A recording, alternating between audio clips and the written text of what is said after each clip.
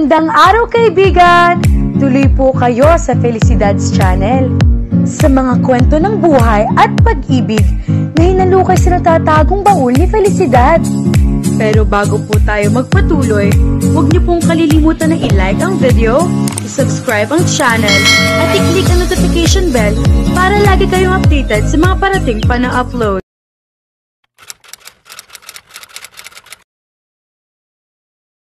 Salamat ulit, Medel, ha?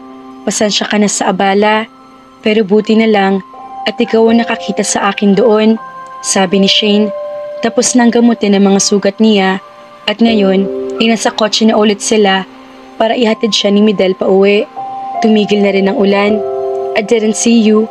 You stood right in front of my car, he said, his face grim. Kanina pa niya napapansin na hindi magandang mood nito. Wala kasi akong choice. Hindi rin kasi ako makakaalis sa gitna ng kalsada dahil masakit ang paa ko. Nasira din ang sandals ko. Nakasimangot na tiningnan niya ang nasirang sandals niya. Hindi niya akalaing bibiguin siya niyo sa gitna ng dilubyo. Nagulat siya nang mailagay ito sa kanyang kandungan. It was a shoebox. Nagtatakang binalingan niya ito. Nasirang sandals mo, hindi ba? Anitong hindi lumilingon sa kanya. Nanatili ang tingin nito sa kalsada. Napangiti siya nang maunawaan niyang ibig sabihin nito. Binuksan niya ang kahon. It was a pair of doll shoes. You shouldn't be wearing high heels. It's proven to be dangerous. Thank you, Medel. Ang dami ko ng atraso sa'yo. Aniya, walang pagsidla ng kanyang kaligayahan. Medel brought her a new pair of shoes. Kaya siguro ito saglit na nawala kanina sa ospital habang tinitingnan siya ng doktor ay para ibili siya niyon. Ang saya niya. I almost hit you, he whispered. Oo nga Aniya, hindi pa nahuhulasan ng kaligayahan niya dahil sa ginawa nito para sa kanya. Hindi pa rin siya makapaniwala ibinili siya nito ng bagong sapatos. I almost got you killed, parang wala sa sariling sabi nito. Hindi naman siguro, pero injured malamang. Masamang damo ako, kaya matagal pa ako mamamatay, natatawang sagot niya. Bahagya siya nagulat na itabi nito ang sasakyan. Galit na humarap ito sa kanya. Hindi mo ba naiintindihan ang sinabi ko, Shane? Muntik na kitang masagasaan. I could have lost you there. Now she realized he was serious. Inihilamos nito ang kamay sa mukha. Muntik pa ako makulong ng dahil sa'yo. Napasimangot siya. Kaya lang pala ito nagkakaga noon ay dahil sa ideyang baka makulong ito at hindi dahil sa nag-aalala ito sa kanya. Ang akala ko pa naman, ano ka ba? Okay naman ako. Pagkonsola niya rito.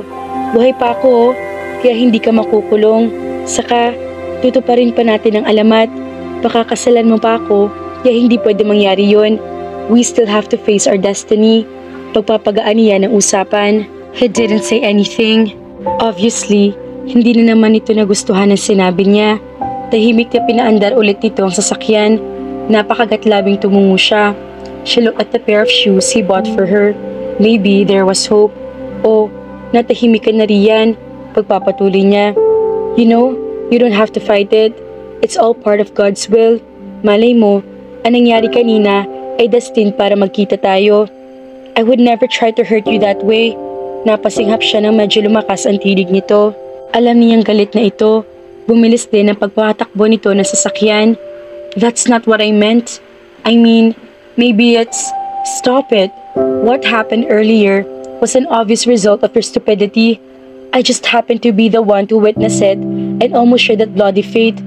His voice was deep and forceful. Sinubukan pa rin niya magpaliwanag. You know, I know, he cut in. Shut that destiny and legend crap before I drop you off this car. Natahimik siya. Napalunok. Itinuon na lang niyang tingin sa kalsada. She was hurt, not because of his threat, but because of his words. Kahit kailan talaga, ay napakasakit magsalita nito. Tuwing sasabihin nitong hindi ito naniniwala sa kanya na sila nakatadhana para sa isa't isa, pakiramdam niya ay nire-reject siya nito. It was so painful to swallow his words. Hindi lang niya pinapansin iyon noon dahil alam niya mahirap talagang paniwalaan ang sinasabi niya. Pero ngayon, parang gusto na niyang sumuko. Hindi kaya totoong sinabi nito noon? Siguro ay hindi nga itong destiny niya. Na hindi talaga totoo ang destiny. Nagkataon lang na pareho ang mga kwintas nila. Malamang Simula pa lang ay coincidence lamang ang lahat. Ibaba mo na ako rito. Aniya na makita niya ang park sa subdivision nila. What? Please? Ayaw pa niyang umuwi. Gusto muna niya mapag-isa. Hindi nito inihinto ang sasakyan. You just had an accident. I don't care. Let me out. Maraing sabi niya na hindi pa rin ito tuminag. Bumuntong hininga ito. Kapag kuwan ay tinigil nito ang kotse. Dali-daling umibis siya. Tiniis niya ang sakit ng kanyang bukong-bukong. Shane, humarap siya rito. Nakababa na rin pala ito ng kotse. Dahan-dahang lumapit ito sa kanya at iniabot sa kanyang shoebox. You forgot your shoes. Nagdadalawang isip siya kung kukunin pa niya iyon. Sa huli, naisip niya kakailanganin niya iyon kung gusto niya makauwi ng maayos. Don't worry, she said after taking the box. This will be the last time, pahayag niya. Halata naguluhan ito sa sinabi niya pero hindi na ito nagtanong. He then went back to his car. Nang mapag-isa siya, ay sinuot muna niya ang sapatos sa bigay nito at saka pa ika-ika naglakad papasok sa park. It was getting late but Shane did not care. Nakasakay pa rin siya sa swing sa parke ng subdivision. She was trying to cast away her feelings. She realized what a fool she had been. For 16 years, she believed in a world that never existed. She believed she was part of a legend. Nakakatawa. Malamang na siya na lamang ang nag-iisang tao sa mundo na naniniwala sa ganoong klase ng kalokohan. O ang huli dahil tapos ang ilusyon niya. She'd been so stupid. Ipinangako niya noon sa kanyang sarili na gagawin niyang lahat para mahanap ang kapares ng kanyang kwintas. She stopped hoping when she didn't find it. However, when it appeared, she started to believe in the legend again. She tried to manipulate everything just to have Medel and make the legend happen. Now she realized it was not fate's doing, it was hers. It wasn't destiny, it was just her selfish way of pushing things out of its normal order. She was just using it as an excuse to make the legend come true. It wasn't meant to be. It never was. Siguro nga, ay hindi talaga niya mahal si Medel. Masyado lamang siya nabulag sa paniniwala sa isang kwento na mas matanda pa sa kanya. Hindi rin kasi mga nangyari kung hindi sa pakikialam niya. Lola, sorry, pero sa tingin ko, nabulag din kayo sa isang kwento. Mapait na sabi niya. Hinawakan niya ang kanyang leeg. Hindi naman ito totoo. Napahinto siya sa pag-ugoy sa swing na hindi niya makapa ang kwintas niya. Inalihan siya ng kaba. Nawawalang kwintas niya. She stood up and tried to look for it on the grassy, wet playground. Medyo madilim sa kinaroroonan niya. Kinapakapa niya iyon sa damuhan nang mapahinto siya. Naunawaan niya ang kahulugan na nangyari. Maybe it was a sign. Itinigil na niya ang ginagawang paghahanap. 16 years and now, it's all turned to this. She thought it would be for the better. Therefore, she could easily let it go. Nanghihinang bumalik siya sa pagkakaupo sa swing. She started to cry. But she didn't start the whole thing and wasn't stupid enough to believe in this such crap. This could not have happened. Maybe not everything she believed in was true. Maybe it was just a part of her that believed in the legend. Kung ganoon, bakit parang totoong-totoo ang sakit na nararamdaman niya? Naglalakad si Shane pa uwi sa bahay nila. Iniwan na niya mga tauhan niya sa shop dahil hindi magandang pakiramdam niya. Wala siyang sakit, pero lately ay parating gusto niya magpahinga kahit hindi siya napapagod. Basta gusto lamang niya mapag-isa. Mahigit 2 linggo na siyang tumigil sa paghabol kay Medel. Ipinagpatuloy na lamang niya ang kanyang buhay kagaya ng dati. In the first place, she never really liked running after a man. Things just changed because of his necklace. But with her necklace now gone, sa tingin niya, ay tama lamang ay hinto na niya ang kabiliwang iyon. Shane, can we talk? Umagapit sa kanyang paglakad si Medel na bigla na lamang sumulpot mula sa kung saan. Napahinto siya at napakamot sa kanyang kilay. Hindi niya gusto nangyayari. No, she said firmly. Shane, could you please stop showing yourself to me already? I'm trying to move on here, she hissed. Medel had been acting like a stalker lately. Kahit saan siya magpunta, ay nakikita niya ito. Malimit itong tumambay sa coffee shop sa katapat ng shop niya. Kahit sa bahay nila, ay pumupunta ito at sinasama pa si Mara para ma-excuse ito. Hindi siya natutuwa. Does that mean you're still in love with me? May halong panunuksot galak sa tinig nito. Ano naman ngayon, kung ganoon nga, mataray na balik niya. Huwag ka mag-alala, kinakalimutan na kita. Do you really want to forget me? Natural. Ano naman ang akala mo sa akin? Magpapakamartir sa pag-ibig sa'yo. Seryosong tinitigan siya nito. Please don't forget about me, Shane, he said with a soft eyes. Kinunutan niya ito ng noo. Because I can't forget. I don't want to forget you. I'm in love with you too. I'm sorry if I realized it too late. That was so stupid of me. That night, I was so scared of losing you. When I saw you soaking wet, shaking and injured, napahinga ito na tila nahihirapan. I could have killed myself for almost hitting you. Nag-react ang kanyang puso sa sinabi nito. But she wouldn't let it happen again. Ha? Anong gusto mo?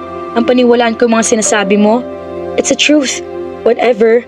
Nagsimula na siyang muling ihakbang ang mga paa nang harangan siya nito. Tuwing lalampasan niya ito, ay pinipigilan siya nito. Para tuloy sila naglalaro ng patintero. Naiinis sa tiningnan niya ito. Shane, she crossed her arms and waited for his next words. Parang hirap na hirap itong ilabas ang sasabihin. It's hard to admit, but I believe you now. Maybe we're really meant for each other. Maybe you're really destined for me, just as I am for you. Saglit na natigilan siya.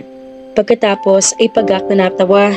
Kung noon nito sinabi iyon, baka ngayon ay nagtatalo na siya sa galak. But things were different now. So ngayon naniniwala ka na. Samantalang noon, halos kilabutan ka pag naririnig mo ang salitang destiny. Hindi ito nakasagot. Marahil, dahil aminado ito sa sinabi niya. She sighed. Hindi ko alam kung bakit bigla na bagong isip mo. Kung bakit sinasabi mong mahal mo ako. Because that's how I feel. Pagdiriin ito, umiling siya. Hindi na ako naniniwala sa destiny o sa alamat. Aniya, natigilan ito sa narinig. Nagpatuloy siya. Tama ka, hindi na ako bata para maniwala na posible mangyari sa totoong buhay ang fairy tales. I should thank you for making me realize I've been living in a make-believe world and for letting me know I should start choosing what I really want instead of letting destiny choose for me. Hindi ko dapat na hinahayaan ang isang alamat na diktahan ako sa dapat kong mararamdaman. Kailangan ko mabuhay sa realidad at hindi sa pantasyang hindi ko naman nahahawakan. Dahil kahit ipilit ko, my fantasy will just stay there. Happy, but still make-believe. I can make it real for you, Shane. I will make it real for you. No, you can't. Sinabi ko na, hindi ba? Imposible mundong yun. He held her by the shoulder. We still have proof of the legend. Our necklace. He reached for the necklace. Our destiny necklace. It's gone. What? Tila, gulong-gulong tinitigan siya nito. Nang hindi nito matagpuan ang kwintas sa leeg niya, ay tila nag-aakusang tinanong siya nito. Nasaan? Gone. Kailan? Saan? Para itong pinagsakloban ng langit at lupa. Gusto niya manghinayang na ngayon ito umaakto ng ganoon. Siguro, kung dati pa ito naniwala sa kanya, baka masaya na sila magkasama. Pero kung ganoon nga nangyari, wala rin sigurong patutunguhan iyon dahil ang kanilang pundasyon ay isang hindi kapani-paniwalang alamat.